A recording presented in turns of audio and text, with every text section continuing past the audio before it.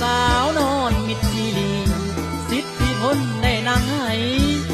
ลำลองเจ้าเสือไหมลำลองเจ้าเสือไหมละ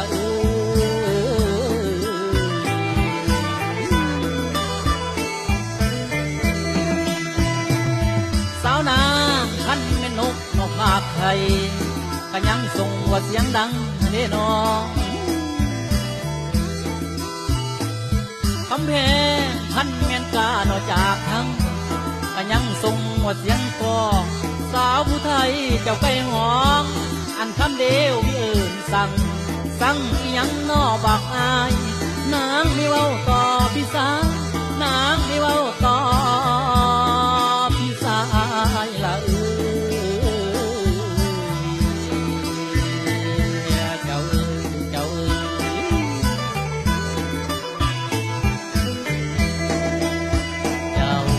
ไปหัวใจอ้ายขาดเป็นตอนหลับบ่ได้ทั้งอยากนอนใจอาวรคิดเห็นหน้า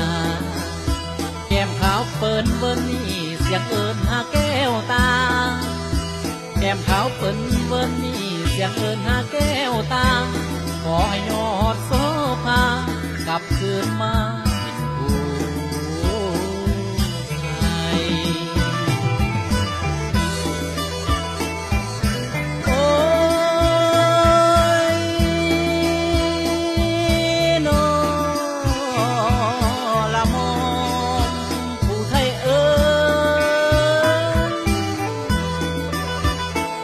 คำเพลงให้โคศกประกาศก็ให้คำของสาวผู้ไทยให้น้องกลับคืนไปทินผู้ไทยยังคอยน้องนางเอ๋ยข่าวได้หลายวันเสียงหาฮือคนเขาสาว่าน้องเปื้องฟินหาอันนี้โค้งขึ้นสู่เองอันนี้โค้งขึ้นสู่เอง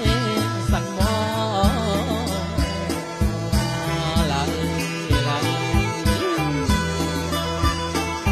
สาวนางลมพัดตุ่มดอกหมากหวาอยู่หัวให้คือว่าน้องสิมานางเอ๋ย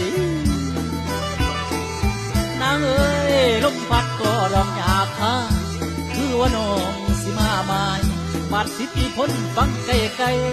เสียงไม้ไม้น่ะล้นล้มเสียงไม้ไม้น่ะล้นล้มเจ้า